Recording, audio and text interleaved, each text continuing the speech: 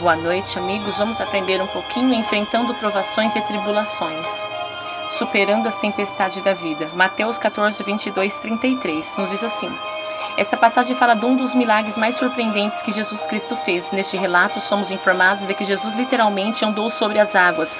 Como resultado, andar sobre as águas tornou-se proverbial para habilidades incríveis. Quando você se refere a alguém que aparentemente pode fazer qualquer coisa, você diz, ele pode até andar sobre as águas. Os discípulos viram Cristo realizar muitos outros milagres, mas quando viram Cristo andando sobre as águas, não puderam acreditar no que viam. Na verdade, eles presumiram que ele era um fantasma.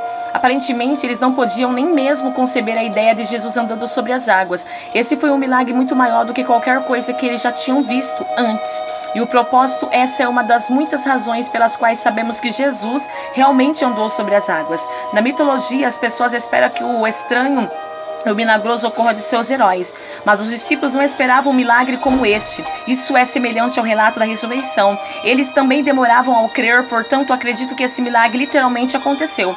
Depois desse milagre, lemos no versículo 33 que eles adoravam a Jesus dizendo, verdadeiramente tu és o Filho de Deus. Honestamente, esse é o ponto principal desta história. Mateus dá mais uma evidência do fato de que Jesus é o Filho de Deus e portanto ele certamente é o Rei. Mas embora o que esta passagem nos ensina sobre Jesus seja muito importante, há muito mais aqui que eu quero que você veja. Agora existem 3 cenas em nossa história hoje. Em cada cena vamos aprender algumas lições importantes, então vamos examinar essa passagem juntos. A primeira cena é a tempestade no mar. O verso 24 nos fala sobre uma tempestade que se abateu sobre o mar da Galileia. A maior parte desse mar é cercado por montanhas ou colinas. Os ventos fortes podem girar em torno de uma tempestade poderosa, muito rápida e inesperadamente. Quando os discípulos se viram na tempestade, eles tentaram ir para o outro lado, mas por hora eles não estavam fazendo nenhum progresso, porque o vento era contrário. No versículo 24 nos diz, o vento e as ondas estavam fazendo o barco balançar e balançar violentamente, ameaçando virar. Portanto, eles corriam o risco de afundar e perecer no meio do mar. Pior de tudo, Jesus estava fisicamente com eles. Na última tempestade, Jesus estava lá com eles e depois de acordá-lo, ele rapidamente veio em seu auxílio, mas desta vez Jesus não estava com eles. No meio da tempestade, eles sem dúvida se perguntaram por que Jesus o havia enviado sozinhos. Com eles olharam para trás, para o contorno escuro das colinas, onde sabia que ele estava, e se perguntaram, por que, Senhor, você nos mandou para essa tempestade? O que piorou a situação foi o fato de que o verso 22 diz que Jesus obrigou os seus discípulos a entrar no barco e os instruiu a irem para o outro lado, sem ele. Enquanto ele mandava a multidão embora, agora, como Filho de Deus, Jesus deveria ser capaz de prever que seus discípulos enfrentariam uma tempestade. Mesmo assim, ele os enviou de barco.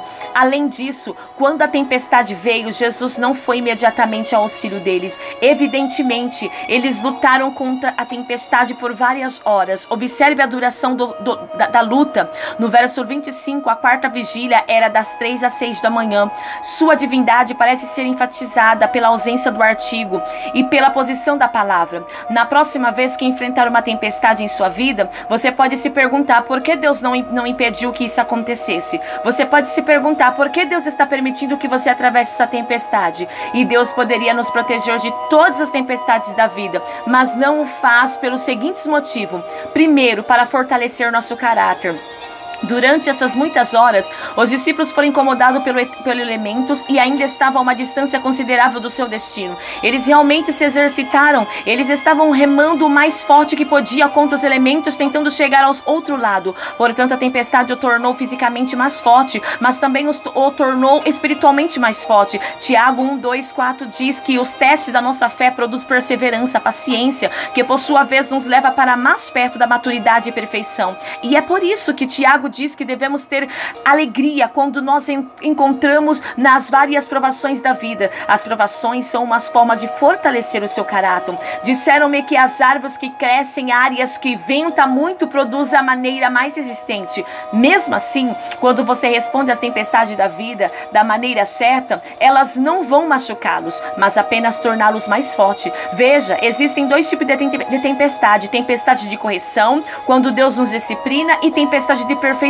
quando Deus nos ajuda a crescer. Outra razão pela qual Deus permite que os discípulos passassem por esta tempestade foi para nos ensinar uma lição sobre a vontade de Deus. Sempre que você se encontra em uma tempestade, precisa se preparar para aprender algumas verdades importantes. Deus pode lhe ensinar coisas na tempestade que Ele pode não lhe ensinar da outra forma. Agora que eles obedeceram a Jesus, eles estavam em sua vontade e ainda assim eles passaram por uma tempestade. Muitos cristãos têm a ideia equivocada de que a obediência à vontade de Deus produz um mar tranquilo, mas isso não é verdade. Além disso, a tempestade veio porque eles estavam na vontade de Deus e não como Jonas fora da vontade de Deus. Mesmo assim, quando você está passando por alguns problemas e provações, não é necessariamente porque está fazendo algo errado. Alguns problemas que causamos a nós mesmos, mas em outras ocasiões, você pode estar no centro da vontade de Deus e ainda assim experimentar uma tempestade em sua vida.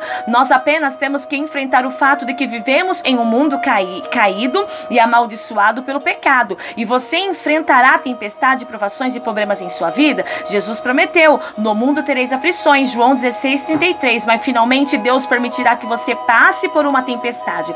Para experimentar, Deus deu uma maneira nova e fresca. A tempestade deu a Jesus outra oportunidade de trabalhar em suas vidas. Como veremos, isso levou à experiência da sua grande salvação e vitória sobre a tempestade. Portanto, se você está na vontade de Deus e ainda assim se encontra na tempestade, prepare-se, pois Deus está prestes a fazer uma obra em sua vida e lhe ensinar algumas lições. Quando você passar por uma tempestade seguindo a vontade de Deus, pode ter a certeza de que Cristo estará com você para livrá-lo na tempestade. Agora, vamos para a segunda cena. No meio da tempestade, os discípulos viram o Salvador na água. Os discípulos perceberam que não poderiam lutar contra a tempestade sozinhos. Se tivéssemos apenas no verso 24, a situação seria realmente sombria. O vento violento, a escuridão, as ondas furiosas, a ausência de Jesus, mas Jesus interveio de várias maneiras e está disposto a intervir em sua vida de muitas maneiras. B. Agora, a principal coisa de que você precisa quando passa por uma tempestade é a fé em Jesus. Observe no verso 31 que Jesus repreendeu os discípulos por terem tão pouca fé. Eles tinham dúvidas e medos em vez de fé. Agora, quando você passar por uma tempestade, quero encorajá-lo.